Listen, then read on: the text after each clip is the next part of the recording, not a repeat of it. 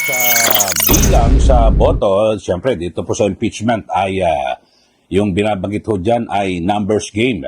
Bagamat pinagtatalunan ho ngayon na dapat 16 votes pa rin ba, 2/3 ng Senado ang sinasabi na pagbabasihan dahil sa suspendido raw nga po itong si Senator Jingo Estrada at ito pong si nagtatago naman si Senator Bato de la Rosa. Pero dito ay mamaya i-discuss ho natin yan.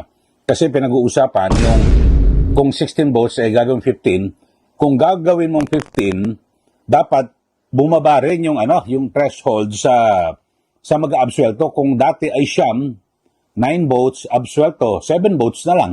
'Di ba, para patas? Ng mga balitang hindi kaaya-aya na nangyari sa ating bayan.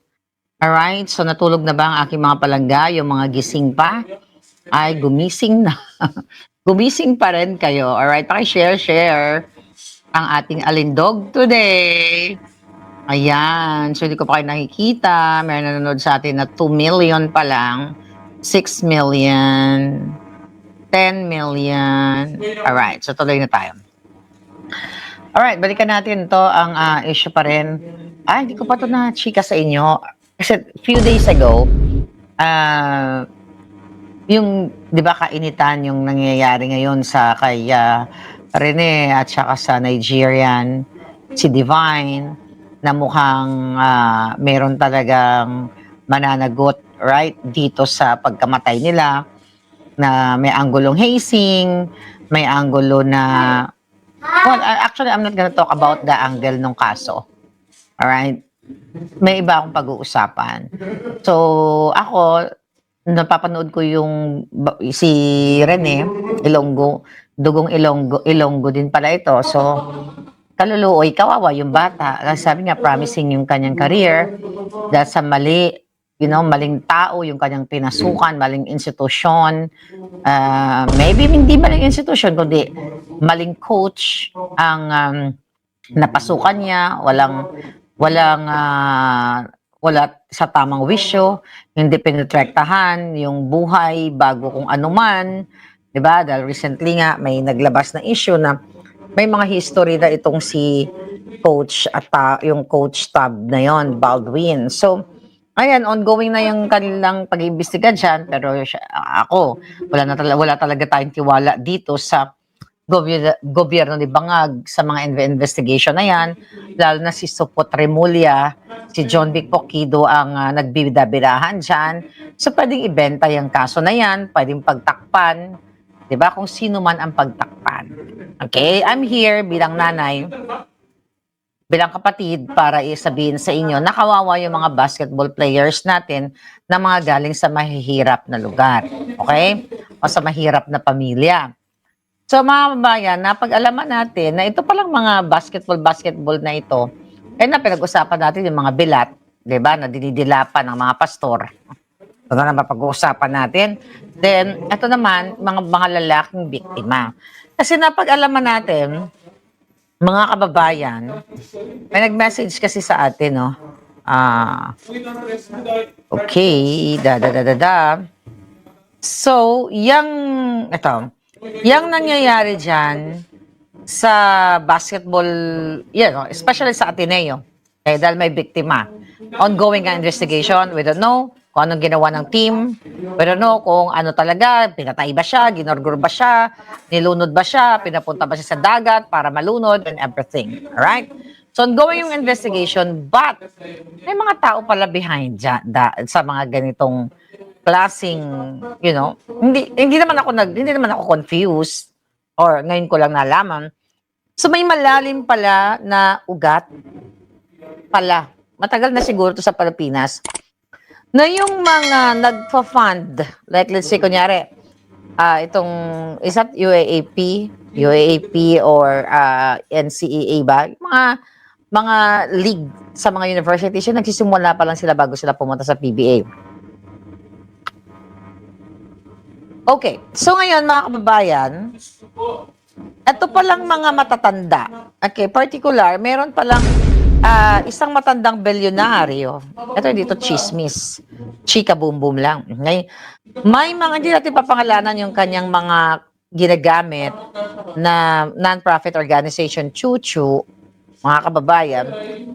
Kaya kayo, yung mga anak ninyo, mga pogi, na mga basketball players, okay, pag-ingatan ninyo.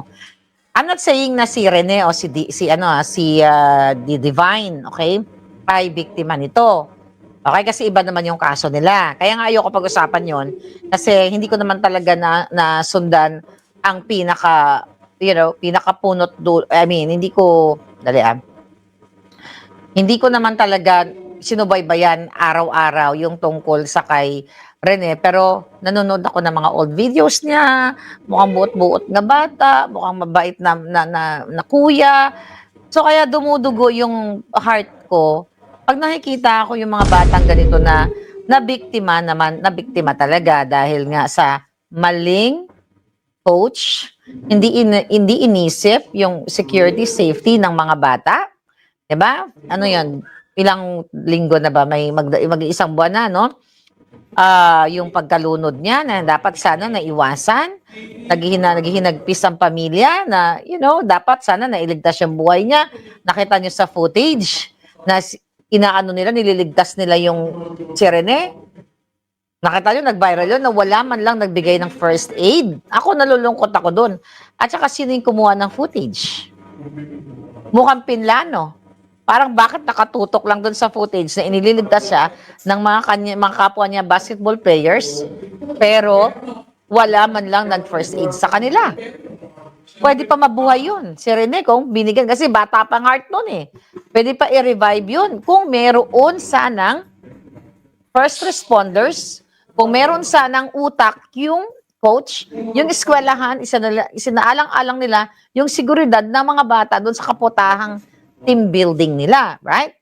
So question yun. Although iba-iba nga daw yung statement ngayon ng mga estudyante dito sa coach, according to Supot, pero later on, drone down ni Tab, sabi ni Malo, exactly. Bakit? I-analyze natin, ha?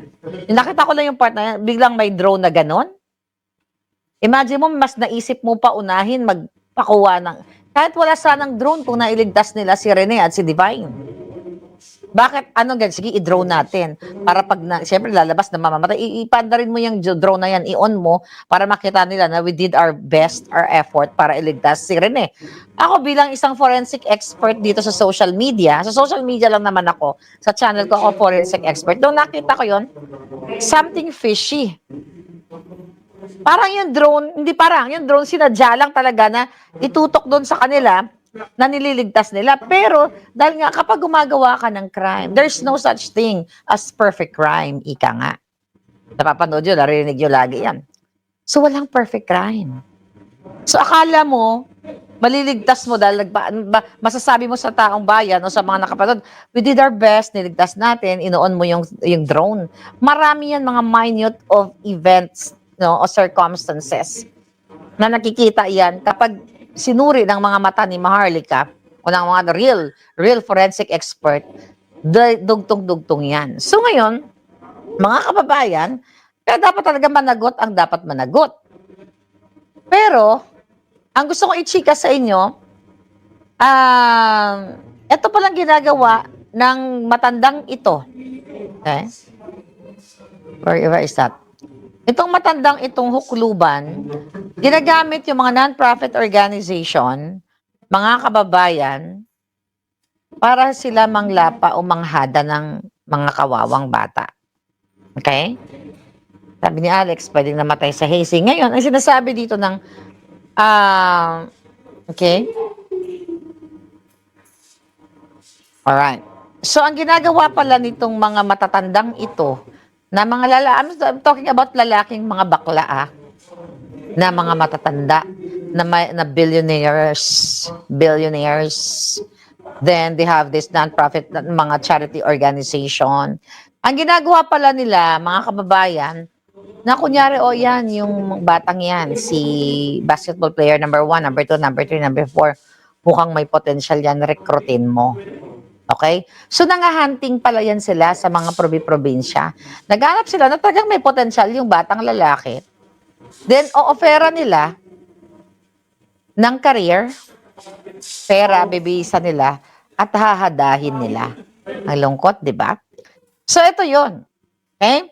Kaya yung Ateneo na yan, yung Ateneo basketball support, chuchu, na sinusuportahan kunyari ng mga certain organizations. I don't know how many organizations kasi hindi ko naman sinundan talaga ang tsaka tapos na yung pagiging basketball fan ko. Okay? Tapos na yon. I am a San Miguel fan nung kabataan ko. Alright? So, ngayon, kaya hindi na ako nanonood doon. But kaya lang, dahil sa issue na ganito, ba't naging ganyan ako? Parang krrrr, parang ghost. Okay, so itong mga matatandang hukluban na gumagamit ng mga organizations, chuchu, non-profit, nagpapadala sila ng mga recruiter sa iba't ibang mga probinsya pala na mga basketball players talaga kasi mga bata, fresh, mga wala pang sakit, wala pang AIDA. Naging Pure Foods din ako, Abby, pero I hate Hinebra nung bata ako. Sino Hinebra dito? San Miguel or Pure Foods, okay lang ako kasi, marami mga guwapings doon, di ba? Naman na pagbata ka. So anyway, mga kababayan, so ito, tignan nyo rin to, Attorney Torion, ha? Ito, baka may mga angulo na ganito. Not only itong mga namatay, baka may iba pa mga players na maaring biktimahin. Although, shout out sa mga players na nag-resign ba, nag-withdraw na ng kanilang contract or, contract dyan sa Ateneo. So, ginagawa pala ng mga matatandang billionaire, kasi hindi lang siya isa eh. Okay? At matandang hukluban, gumagamit ng mga organization, non-profit organization, para mag-recruit ng mga bata sa probinsya kasi fresh pa, wala pang AIDS, wala pang AIDA. 'Di ba? Yun daw ang gusto nila yung mga sariwa. Okay? O-opera ng career, bibihisan, bibigyan ng kondo, bibigyan ng kotse, bibigay lahat, kapalit ng mga matatandang hukluban na hahadahin. Kasi itong certain na matandang ito na isang matanda, ay sa kasalukuyan, meron siya palang artista na ngayon, itong kanyang kinakalantari, na dati itong batang ito, from basketballista rin, na nag-iiyak. Dahil ayaw niyang pumatol sa matandang hukluban. Kaso lang, pinush din ng parents. Nung una, ayaw. Yung bata daw nagwawala. Dating basketball player to, Okay? Ngayon, nag-arte-artistahan na. Ginagamit yung power ng matandang ito para daw bigyan ng career. Itong si batang ito. Hindi siya bata. Well, artista. Alright? Para manatili sa piling ni matandang vangag pala. Okay? Matandang bangag pala. So, matandang bangag din to. Okay? Bangag din. So, ngayon, mga kababayan, inuutusan niya gumagamit siya ng network para mag-recruit ng mga kabataan para hadahin ang inyong mga anak. Wow. Sabi nga na nag-message sa atin, no? Ano to? Epstein Files. 'Di ba? Grabe, ano? So, ito yung mga foundation ek-ek na ito, mga kababayan, ginagamit para bigyan ng pera. May binabasa ako na message sa atin. Iniingatan lang natin para hindi malaman kung sino nagchika sa atin. So, itong mga foundation ek-ek na ito, ay nagbibigay kunyari ng pera. Hindi kunyari, talaga nagbibigay. Pinupondohan kunyari itong mga batang ito, kasabwat yung mga manager, coach, ganyan-ganyan, para mag-recruit sila ng mga bata pa, minor de edad, at i-groom nila. Alright? Para i-alay sa mga matatandang pokla na wala nang pinagkatandaan. So this practice pala matagal na nangyayari dyan sa mga basketball league na yan, whatever, ano bang mga pangalan ng mga league na yan. So it's not really about gusto nilang tulungan itong ating mga basketball players. So, mag-ingat kayo, yung mga anak ninyo, mga kababayan, na nire-recruit sa mga probinsya kasi hahadahin lang pala nila. Aalagaan muna. Di ba? Aalagaan mo na na, sabi ni Malu Ancheta, sabi ni Charlene Van Jensen. Yes. So yan ang issue ngayon na dapat ninyong malaman at dapat ninyo kung meron kayong mga anak na nire-recruit mula probinsya papuntang Maynila, dapat hands-on kayo. Huwag niyong hahayaan na porkat sinabi ng coach, sinabi ni ganyan, 'di ba? May outing sa ganito, dapat kayong mga magulang, dapat talaga naka-monitor kayo at huwag niyong hahayaan para hindi matulad sa nangyari kay Rene. Nangyari kay Rene na negligence talaga. Kitang-kita na sana buhay pa siya, right? Sana buhay pa siya. Ako wala akong tiwala na dyan sa investigasyon na yan. Kasi tandaan ninyo, mga kidnapper yung mga yan. Okay? DILG, PNP. I don't trust them. Pwede nilang baliktarin. Pwede kunyari, may magkasalungat na statement between the players and the coach. Pero later on, baka sasabihin nila, malinaw, wala naman pala. Doon pupunta yan. Kasi ang Ateneo, marami dyan sa mga Atenista, dyan yung mga bangag, di ba? Yung kalang mga cabinet secretaries o mga kasabot nila sa singot. So, it's sad. Kasi sabi ko nga, malabo na magkaroon ng hustisya sa panahon ng Marcos Jr. Right? Ano sa tingin ninyo? Now, let's talk about dito. Okay, sa pagkuha ng pagsama ng kampo ni Inday Sara, sa impeachment, sa pagsama sa pangalan ni Trillanes at ni Madriaga. Right? Ngayon, nagwawala ang kampo ng prosecution. Bakit daw isama ito si Trillanes at si Madriaga? Okay, parang desperado na ba ang kampo ni Inday Sara? Mga kababayan, strategy ang tawag dyan. I think nabanggit na ng mga lawyers ni Inday Sara. Strategy ang tawag dyan kasi di ba pinagdidiinan nila na si Madriaga may alam, may ganyan. So, may alam kay Inday Sara na ganito, nagpanggap, may nagregalo pa daw ng painting, pero kaputahan, kasinungalingan, then also Trillanes, kung ano-ano, di ba? So, magte-testify sila against kay Inday Sara. Pero, mga kababayan, gagamitin sila as hostile witness. Okay? Para cross-exam sila doon mismo. Kaya, matindi yung aabangan natin sa July 6. Pag nagsimula na yung mga kasinungalingan nila. Hindi na pwede mag-deny si Trillanes. Hindi ako pwede kasi ganyan. The fact na ginamit sila ng prosecution para maging witness, di ba? Isampina sila at they're willing silang mag-witness laban kay Inday Sara, hindi sila pwedeng sabihin nila mga kababayan na, hindi sa prosecution lang ako eh. Diba? Hindi ako pwede dyan hindi ako pwede mag-testify. Actually, hindi siya mag-testify para magsalita ng mga magaganda kay Inday Sara. Alam niyo ba yon? Hindi siya mag-testify si Madriaga at si Trillanes para pabangunin niya si Inday Sara. Strategy yan. Okay? Strategy yan ng mga abogado, which is hindi po yan illegal. Ginagawa yan sa mundo ng korte o sa mundo ng fairness, di ba? So ngayon, hindi nila na-anticipate yung strategy ng magagaling na abogado ni Inday Sara. Kasi nga sabi na dun sa statement, no? Asan na ba yung sinabi ng mga abogado ni Inday? Anyway, nasa kanila yung burden of proof. Okay, sila yung nag-aakusa eh. So ang strategy ng mga abogado ni Inday Sara, tingnan natin. Okay? Tingnan natin kung consistent ka. Kasi doon sa prosecution, nag-practice na kayo. Kung ano itatanong. 'Di ba? Ano ang pagdidiin ninyo kay Inday Sara?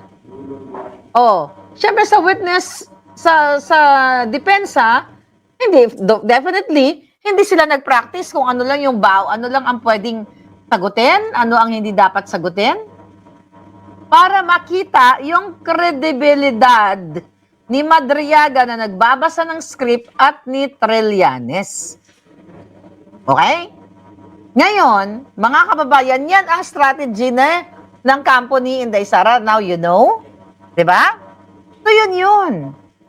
Akala nila makakalusot sila dito. Sige, hindi ako mag-witness dyan. Hindi ka pwedeng, nag-witness ka sa prosecution. Tapos ayaw mo mag-witness, ayaw mong ayaw mong magsalita kapag tinanong ka. Right? Doon natin malalaman ngayon sa July 6 at pagtuloy-tuloy na yung kanilang kaputahang trial pag nag-off script na. Kasi syempre, tinry na yan si Madriaga eh. Nakita nyo nga, yung testimonya niya, nagbabasa siya. Tandaan ninyo, kapag nag-invento ka ng kwento, yes, Julius Zhao, pag nag-invento ka ng kwento na hindi mo na-witness ang isang pangyayari at wala kang kamalay-malay, pag wala ka ng script, sabihin mo pang nag-practice ka at gagamitan ka ng matinding pangmatalinuhang tanong ng abogado, lagot ka. Right?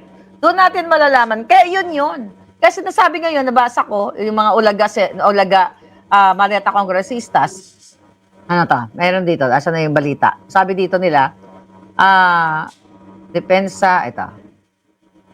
Sabi dito, ayan. Depensa ni Vice President Sara Quinwestión dahil sa witness list. Okay? Anong sabi dito sa balita?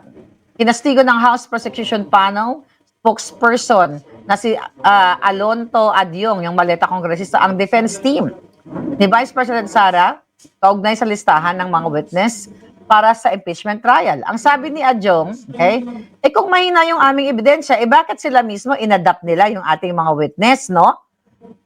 Sabi niya, matapos ang unang pre-trial conference, teka, pang bobo, di ba? So, kung mahina daw yung kanilang depensa, tama ba? Wait.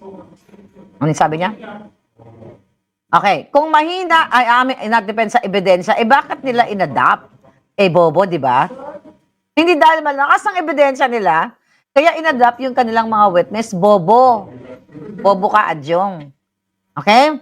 Dito, malalaman namin ng taong bayan kung gaano kayo kasinungaling kasi natatakot kayo ngayon, hindi yun na-anticipate. Kahit nasaksakan nyo ng information, what do you call that? Kabisaduhin. Okay? Magkabisa. Right? I-memorize ni Trillanes o ni Madriaga yung kanilang mga script. Kapag wala na, pag off-script na, doon malalaman kung paano magsisinungaling. Sabi ni Adjo, makikita natin ang pre-trial brief nila ay basically going back to their old narrative na questioning the entire process. Ulul, alangan naman hindi kami magtatanong. Diba? Alangan naman kayo lang ang maglalatag. Diba? Kayo ang maglalatag ng kasinungalingan, sasagutin ng depensa ang mga kaputahan ninyo. Ibig sabihin na naglatag kayo, convicted na si Inday Sara. Nakita nyo, mga palangga? Ngayon pa lang, sinisira na nila yung depensa natin. Na bakit si Madriaga at si Trillanes? Ibig sabihin malakas ang ebidensya na bakit gagamitin si Trillanes, bakit gagamitin si Madriaga? Ngayon, syempre, pag hindi ka mag-isip, ay oo nga, no? Pag ulaga ka, pag medyo tanga-tanga ka ng mga pinklawan, ay oo nga, bakit gagamitin ni Sara yung si Madriaga sa Trillanes as, parte sa witness nila kung hindi malakas ang depensa. Pero hindi nila ipinapaliwanag, kaya ginagamit yan para what? Okay? Para ma-cross-exam. Para malaman kung nagsisinungaling ang mga witnesses, kung nagsisinungaling, kung si Trillanes ba ay puro lang kabisado ng mga kanyang kaputahang kartesismo laban sa mga Duterte.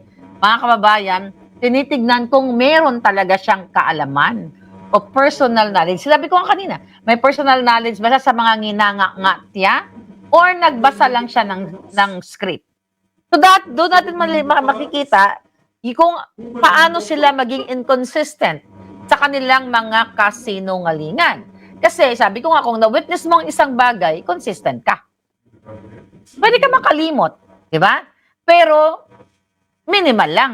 Pero kung lahat nakalimutan mo, yung nakalagay sa script na sinulat ni De Lima, pinasulat ni De Lima at ni Trillanes kay Madriaga, patay ka ngayon. Kaya sila takot na takot, mga kababayan, actually sila yung takot Parang sinasabi nila, ganun, humarap ka na lang, Sara, ganyan-ganyan, kung talagang wala kang kasalanan.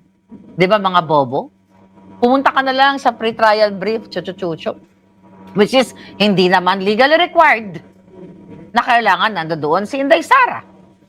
Dahil nandoon ang kanyang mga abogadong, mga magagaling na may utak, hindi yung mga utak-ulaga dyan sa prosecution. So see that? So yun ang kaabang. Natatakot na yan si Trillanes, mga kababayan. Natatakot na yan siya ma-question. Okay? Kasi ang alam lang niya ay puro kasinungalingan. Yes, Julius, magkakabuhol-buhol yan si Trilling. Ganigisa na siya. Ayun na nga. And I will never give them the spectacle they want. Exactly. So yun. Kaya ngayon kinakabahan sa paano nila ngayon, mababasa ba nila kung ano yung itatanong ng mga lawyers, Inday Sara, sa kay Madriaga o kay Trillanes? Kaya sila ngayon naaalarma. Kaya gumagamit sila ng trolls, gumagamit sila ng mainstream media. Oh, duwag lang yan si Sara, ganyan-ganyan. Sabi niya, bloodbath, bakit di siya pumunta? Sinisira na nila. Matagal na sinira si Inday. Yung credibility ni Inday Sara. Pero dun sa impeachment court, doon natin malalaman kung sino ang sira. But syempre, hindi madali ang laban ni Inday. Araw-araw natin pinag-uusapan na yan, gustong damputin si Senator Marcoleta, si Senator Bato, andyan na si Jingo, si Senator Bungo, kung sino pa.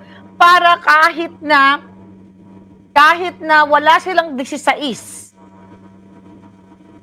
babaguhin nila ang batas, ibabaluktutin nila ang batas na okay, wala si Bato, wala si Marcoleta, wala si Jinggoy, kaya 20 lang kami, o 15 lang kami, or 16 lang kami. So dapat, 2/3 of 20, of 16, of 12, mga ganon, di ba? Para ma-justify nila yung kasinungalingan nila.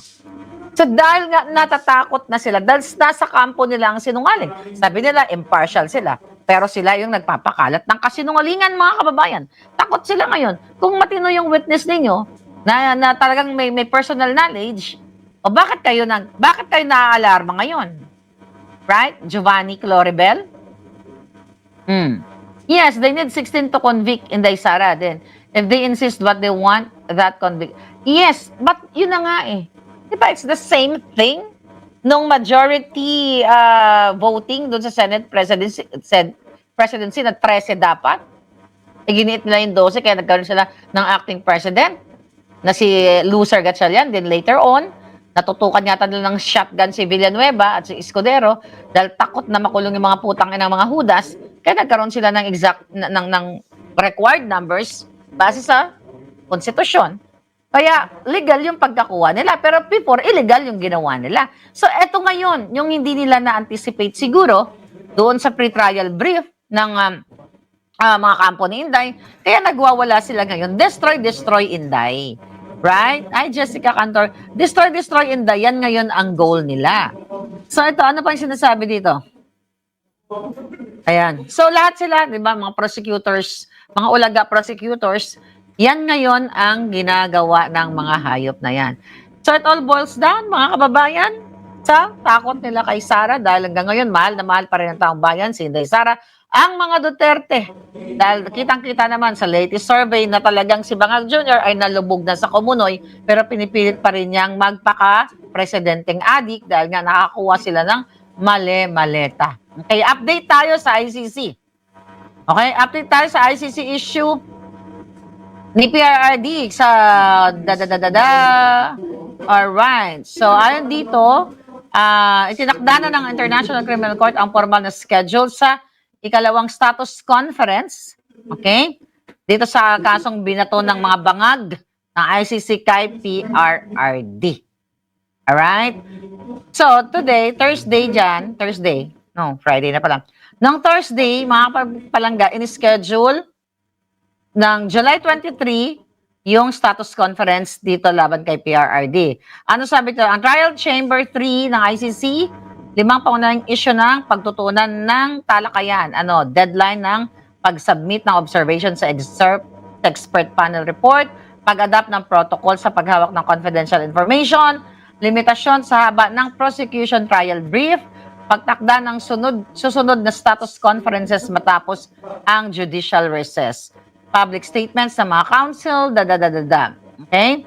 So, abangan natin, and I hope push pa rin ng abogado ni PRRD na talagang magkakaroon siya ng interim release para naman makapiling ng ng pamilya niya si PRRD. Alright. So, again, balik na naman tayo na ang pinag-uusapan natin dito, kakasuhan pa rin, talagang kakasuhan ng mga 18 Marines, ayaw nilang tigilan. Right? Yan ang mga issue ngayon. O, si antivirus daw, tatakbo ng presidente. Ang tangin ng lakas mag-ambisyon nito, no? Alam naman si hantavirus, kung babakapan siya ni Bangag, no? At dadayain nila ang eleksyon, pero hindi naman magwawagi kasi malalaman ng taong bayan. Nilalangaw na nga yung bilat ni antivirus, eh. Diba? Dating anti-Marcos ngayon ay ibinenta niya na ang kipay niya sa Bangag na administrasyon. Ipinagkanulo niya ang kanyang mga supporters na mga ulaga, na mga tangang pawok.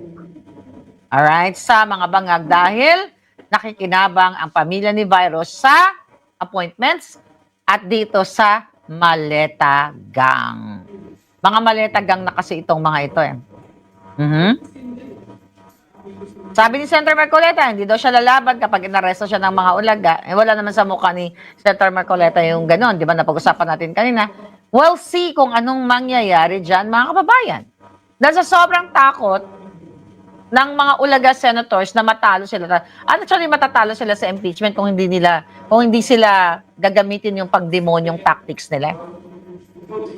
Di ba, supposedly ang presiding officer nila ay yung Senate President nilang Bobo, na si Chinese loser Gatchalian. Hindi pa nga na-check yan yung birth certificate ng ulol na yan, eh. Di ba? So ano ang sabi dyan ni Bangag? May trust siya kahit sino or kay Escudero kasi alam nilang walang alam sa batas si Gatchalian.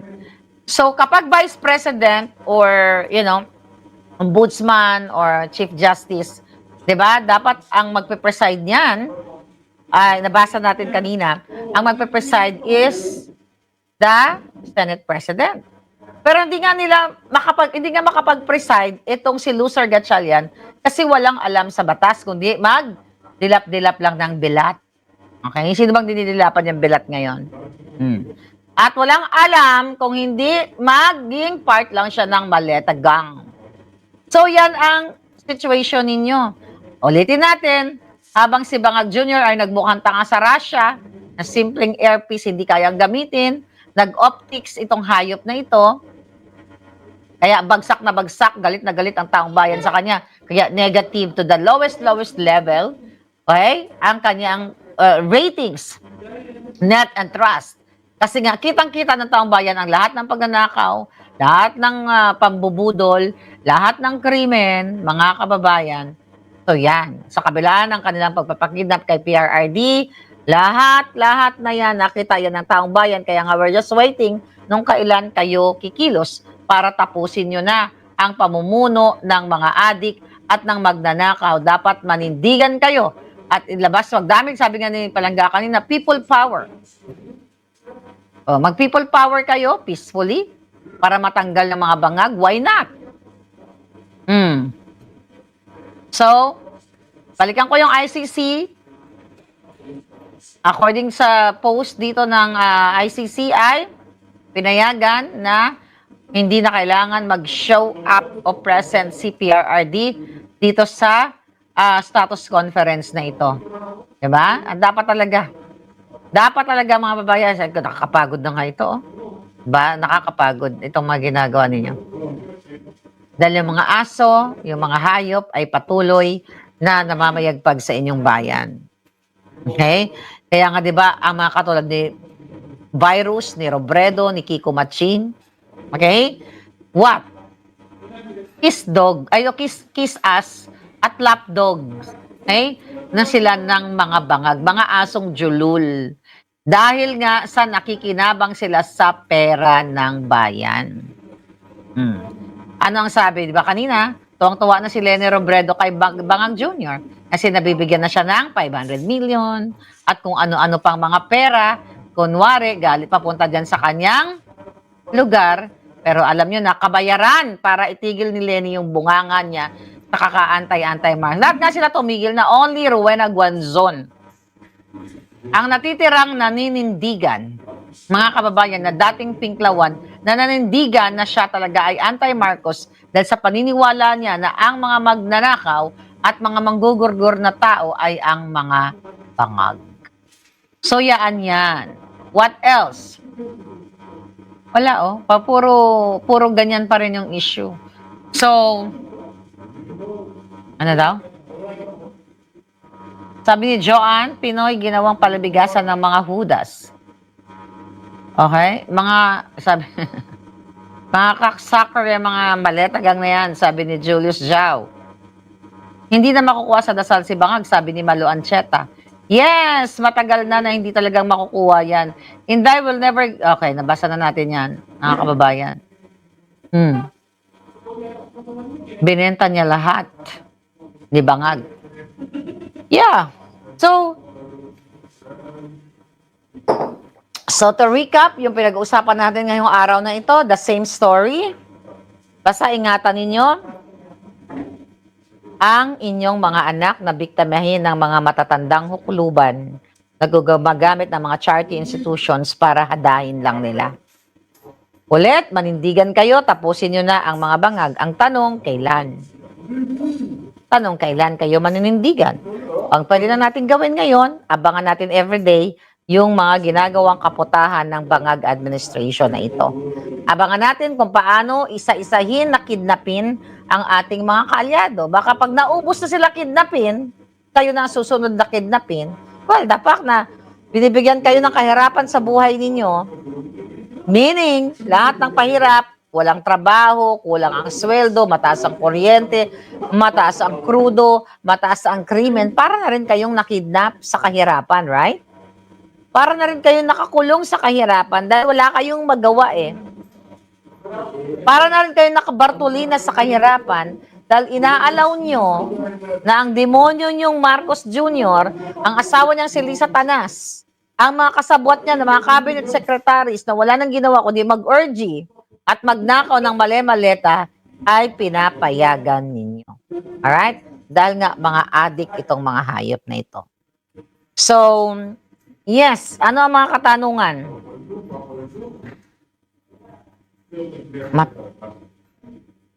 Ang yabang ni Kulot. Sino si Kulot? Malo Ancheta. Sino si Kulot? Akala mo matalino. Yung NPA aligned. Yung maleta kongresista ba yon? Almir, G, thank you. Jessica Cantor, how are you? Magtitiis na lang ang mga Pinoy. Tignan natin hanggang saan sila aabot. Sabi ni Abigail, may Pilipinas pa ba? Ayun na nga. Wala na. Merong bangag ang Pilipinas. Bangag yung mga namumuno sa Pilipinas. Yun ang natitira sa atin. Yeah. So, sabi nga, lahat ito konektado, yung nangyayari sa Pilipinas, chain reaction. Pag may mga krimen, katulad din sa basketball player, pwede nilang pagtakpan dahil, kasabwat o magko-cover up ang bangag administration kasi makakakilala, ano mo na din si Baldwin, ano mo na yung Ateneo, paring support John Vic, mag-acting ka na lang kunyari, wala kang pinapanigan. Pero at the end, pwede ba iligtas mo itong si Baldwin, iligtas mo yung Ateneo kasi nakakasira sa reputation eh. Doon naman ang pupuntahan yan eh.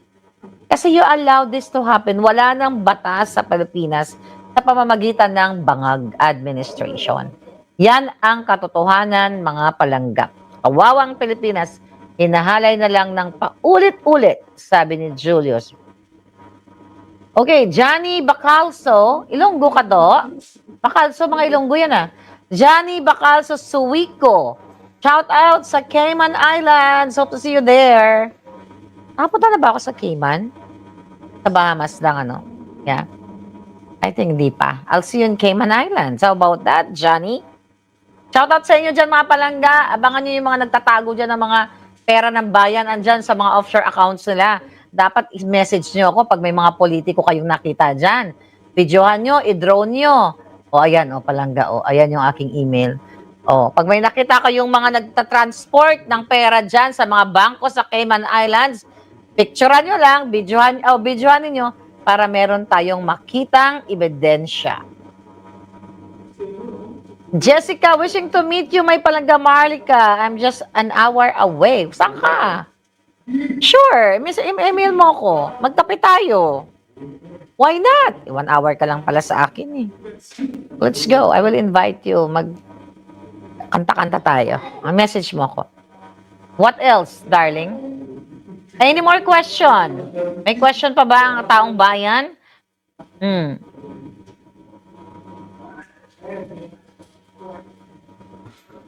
Sabi ni Susan Santiago, mahirap kalaban ang taong bayan kasi yung mga kawatan tinuturing na silang daig pa sa bulok na isda. Iya, mababa ang tingin sa taong bayan kasi nga hindi marunong manindigan. I think that's about it. Sabi ni Malu Harmon, uy Malu, kumusta ka na? Bakit usad pagong ang Supreme Court sa mga urgent cases na sinampas sa kanila? Kaya sobra ng kaletsihan ang dinadanas ng bayan. Ang mga supot na MIU, wala nang mga boss. Kasi nga, mayroon dyan sa Supreme Court, mga justices na nakakatanggap din ng maleta. Nag-expose ko na yan noon sa inyo. Mali, mga maleta gang, kaya pabagal-bagal. Kaya sabi ko, wala nang hustisya sa Pilipinas eh. It's either patagalin nyo yung mga adik, magkaroon ng change of government, makatakas kayo sa kaguluhan dyan. Charlene Van Jensen, Vancouver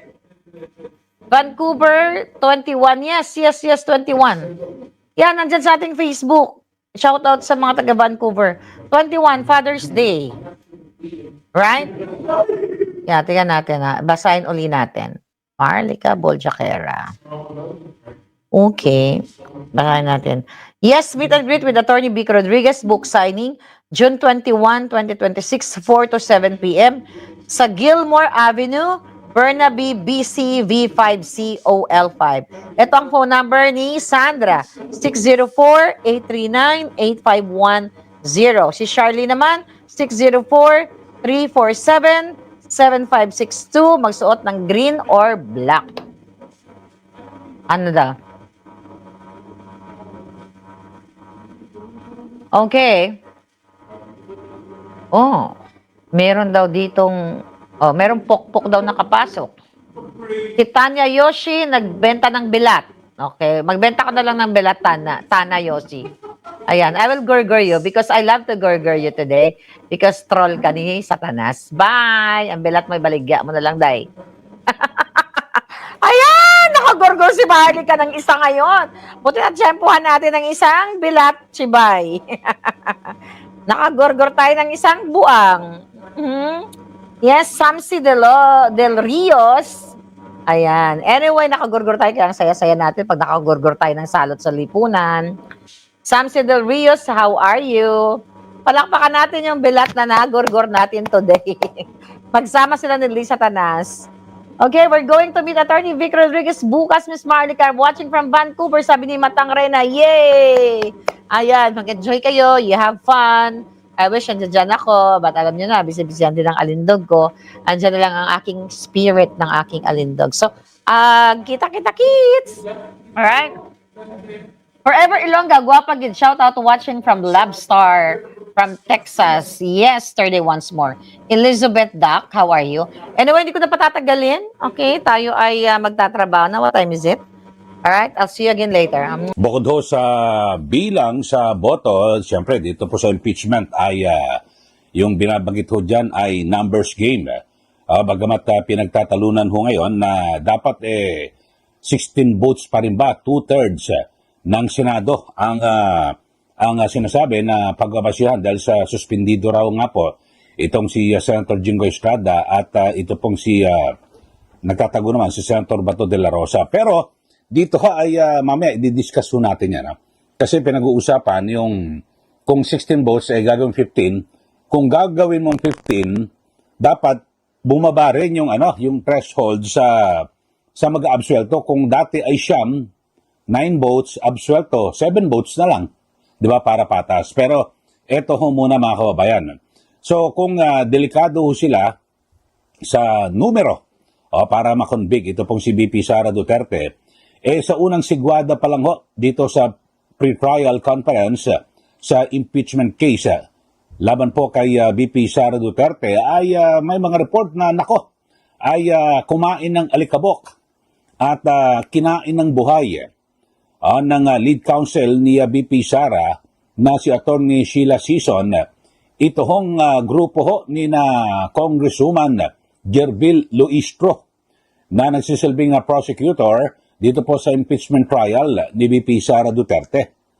At ayon po sa politiko, at sinabi po ng kanilang scooper na tila lamang na lamang po ang depensa o yung kampo po ni VP Sara sa talakayan kung saan ito pong si Batangas Congresswoman Jerbil Luistro, ang lead prosecutor ng Kamara, ay nahihirapan umanong makasabay sa mga argumento ng kampo ni VP Duterte.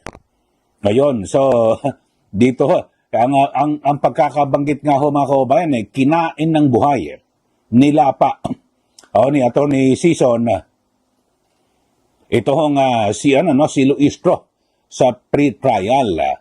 At dahil sa ganyan, kasi alam niyo naman sa mga nakaraan, di ba?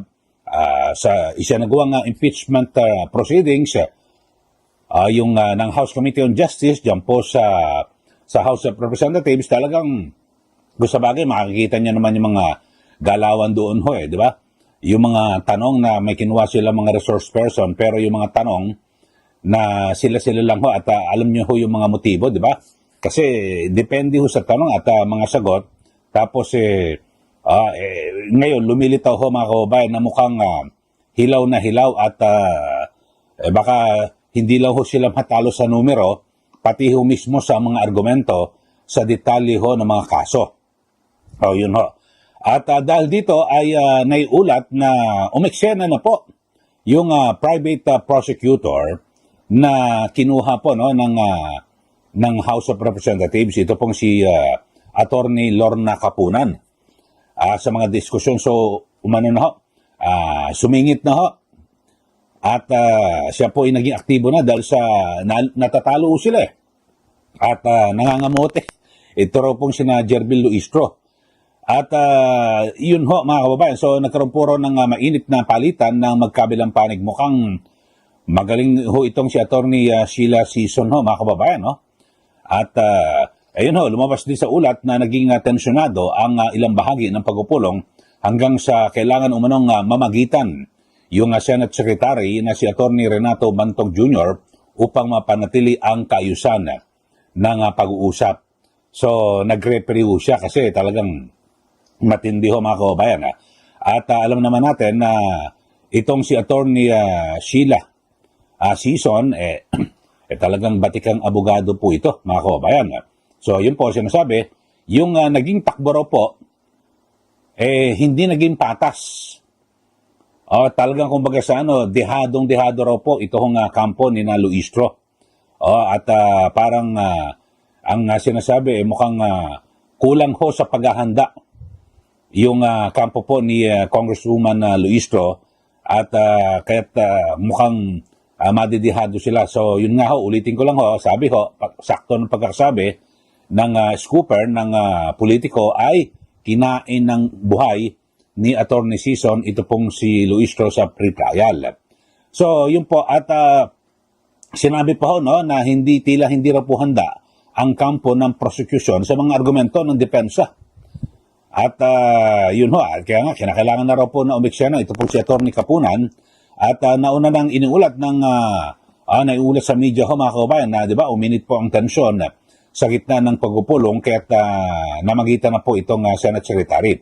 Si Sison, para po sa kaalaman ng ating mga kababayan, ito pong si Attorney Sheila Sison ay naisang partner sa Fortune, Narbasa at Salazar Law Firm. Talagang ito, mabibigat ho itong mga itong law firm na ito na magdedepensa kay VP Sara. Ang iniulat na tanging miyembro po ng legal team ng Vice Presidente na aktibong lumahok sa mga diskusyon sa naturang conference na isinagawa bilang paghahanda sa impeachment trial na nakatakdang magsimula sa July 6. Siguro ang ginawa ho na strategy ho nito hong Fortune Narbasa and Salazar Law Firm, yung defense team ni VP Sara Duterte, total mga nakaharap naman doon at syempre ang pinaka-lead prosecutor ay ito pong si Congresswoman Jerbil Luistro. So babae na rin ang pinaharap mga kababayan. Kasi marami ho, grupo ho ito, yung defense team ni VP Sara. So sige, ang nanguna sa prosecution ay babae. So babae rin po ang ipinantapat. Ito pong si Attorney Sheila Sison dito po kay Congresswoman Jerbil. So lumitaw mga kababayan na siguro ay maaring kinalawang na ho o kapos po sa experience sa pagiging litigator nito pong si Congresswoman Luistro. Kaya yun ho ang nangyari. At ito ho, mistulang nagpahiwatig ito pong si Attorney Kapunan tungkol sa mainit na naging takbo ng pulong nang maikling makipag-usap siya sa mga mamahayag. Pagkatapos po ng sesyon, di ba, yung pre-trial. Ang sabi niya, di ba, na-interview siya ako. May period ako ngayon, mainit ulo ko. Pabirang pahayag ni Attorney Kapunan. So, yun ho mga kababayan. At sa panig naman ng prosecution, ay kinilala po ni Lanao del Sur Representative Zia Alonto Adjong na nagkaroon nga po ng mainit ng palitan ng pagpupulong. So, kanyang kinukumpirma na nagkaroon po ng talagang matindihong balitaktakan.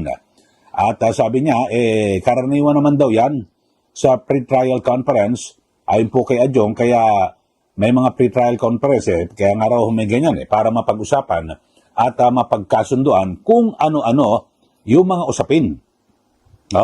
Ang maaring tanggapin, alin ang pagtatalunan ng bawat panig, at kung ano ang isasama sa mga talakayan ng impeachment court sa mismong paglilitis. At batay po sa napagkasundo ang schedule sa conference, ay inaasahang magsusumite ang magkabilang panig ho ng kani-kanilang komento hinggil sa proseso ng yung stipulation bago sumapit ang June 22 habang hindi pa naresolbang issue naman na tatalakayin ng impeachment court sa June 25. Yun ho. At ganun ho talaga mga kaubayan at siguro ay sa susunod ho na paghaharap. Kasi pag mga ganyan, yung pre-trial conference, para mas maging mabilis po ang proseso ng paglilitis. Kaya may mga ganyan ho Nag-uusap na yung magkabilang panig at may mga binabanggit pa ho itong ibang mga sinasabing prosecutor o kasama po sa prosecution. Ito ho, kung kinain ng buhay, itong si Luistro, pero meron namang binabanggit itong si Kabataan Party List Representative Rene Co na tunuglata raw po ang isinumiting pre-trial brief ng kampo ni VP Sara Duterte para po sa kanyang impeachment. At bilang tagapagsalita, itong si Ko, dyan po ng House Prosecution Team, binatikos po ni Rep. Ko ang depensa ng Vice Presidente dahil sa mga sumusunod. Kulang daw po sa sustansya. At ayon po kay Rep, walang laman at puro general denial o pangkalahatang pagtatanggi lamang ang nakasaad sa dokumento. At hindi ra po direktang sinagot ang mga akusasyon na bigo umano ang kampo ni VP Sara na magbigay ng malinaw na paliwanag sa mga issue tulad po ng maling paggamit ng confidential funds. Tapos ay ubos oras daw ho, duliin tactics, pinunanyari yung tila pag-asa ng depensa sa mga teknikalidad sa halip na harapin at sagutin. So ito ho yung mga nakita ho ni Congresswoman, Representative Rene Co. At sabi niya, kung yung pre-trial brief lang ang pagbabasyan, tunog lata ang depensa. So wala raw po masyadong maisip na aasahan ang publiko sa mismong trial proper. So yun po yung kanyang pahayag. Pero bilang spokesperson, kilalanin nga ho natin ito pong si Representative Rene Co, mga kababayan. Kasi yung kanyang mga pananalita parang yung alam niyo ho, yung mga magagaling ho ng mga abogado. Hindi ho agad binubuhos yan O hindi po tumotodo, kaya sasabihin ako tunog lata. Nako, mahina pala, wala palang walang laman yung depensa, yung defense team ni VP Sara.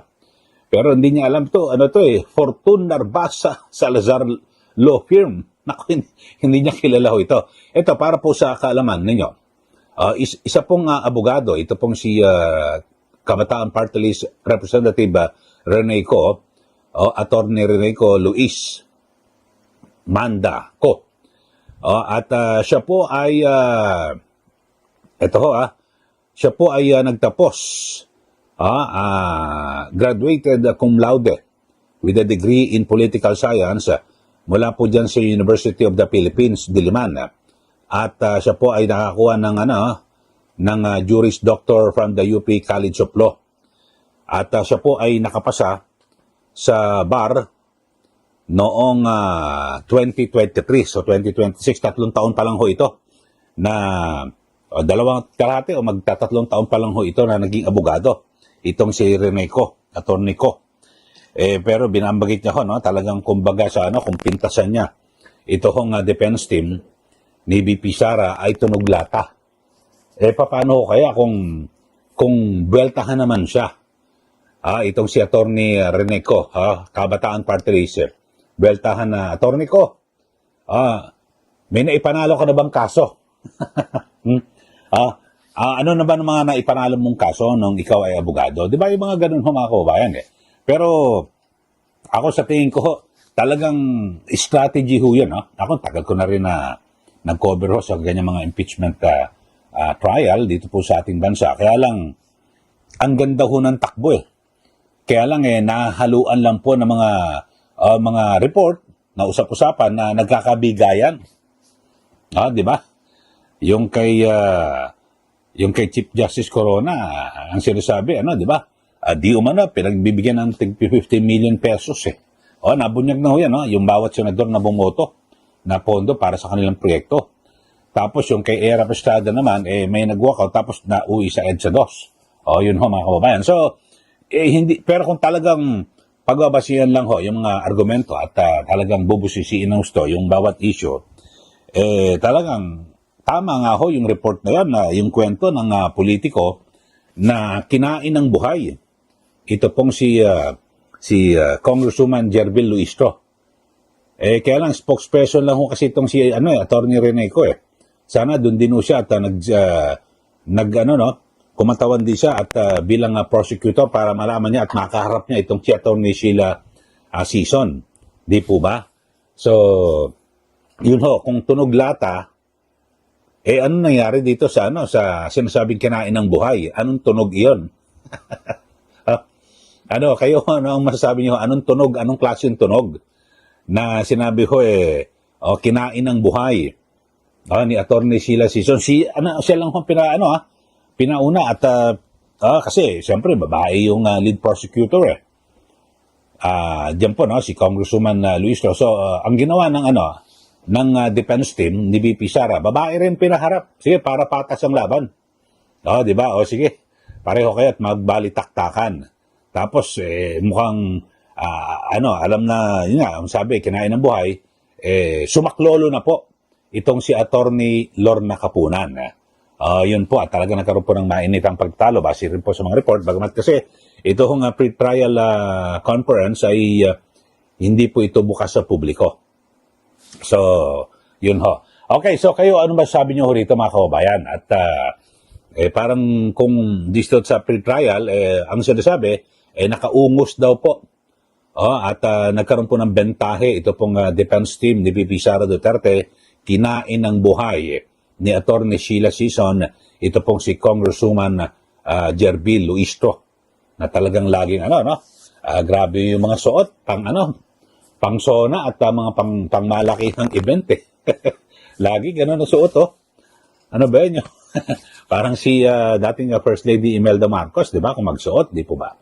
Siguro idol niya ho yan. Sige, magbigay na po kayo ng comment dito po sa ating channel, yung ating pinag-uusapan at base po sa unang bugso at unang yugto, first round ay sa pre-trial ay naungusan ng depensa ito hong prosecution at base rin ito sa kabila ng mga report na sa numero mukhang mahihirapan din daw po na makakuha ng sapat na bilang para mapatalsik si BP Sara. Sige, magbigay na po kayo ng comment dito po sa ating channel at sa mga bago lang po, subscribe na po kayo para kayo po laging updated dito po sa ating mga pinag-uusapan.